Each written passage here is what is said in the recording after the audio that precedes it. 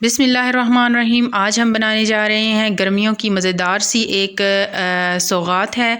इसको हम बनाना सीखेंगे। इसके लिए हमें जिन चीज़ों की ज़रूरत है वो आइए देखते हैं। ये हम बनाने जा रहे हैं संदल का शरबत। इसके लिए हमें एक बड़ा कप चीनी का चाहिए और हाफ़ कप पानी जो है वो जितनी चीनी लेंगे उससे हाफ़ पानी हम इसमें डाल के इसको पकने के लिए रख देंगे। इसको तकरीबन 15 से 20 मिनट के लिए हम पकाएंगे। जैसे कि ये साइड किनारों पे आपको नज़र आ रहा है अच्छे से तकरीबन चीनी जो है वो पक चुकी है। तो इसमें हमने संदल की लकड़ी ले लेनी है और उसका पाउडर बनवा लें।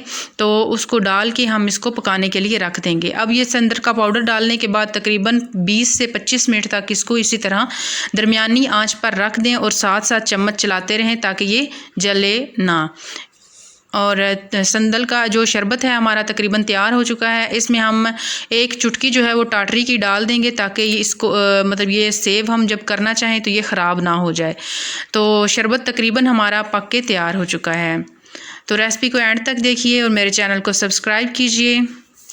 एक बर्तन लें और छलनी की मदद से इसको छान के अलहदा रख दें। और जब ये ठंडा हो जाने लगे तो एक बोतल हम ले लेंगे जिसमें हमने इसको महफूज करना है। उस बोतल में हम कीफ की मदद से इसको डाल लेंगे और इसको फ्रिज में हम रख देंगे। रमज़ान में बना के रख लें या रमज़ान के बाद जब भी ऐसे अब आगे गर्मी का मौसम आ रहा है तो इसके लिए ये बहुत ही ज़बरदस्त और ठंडा होता है।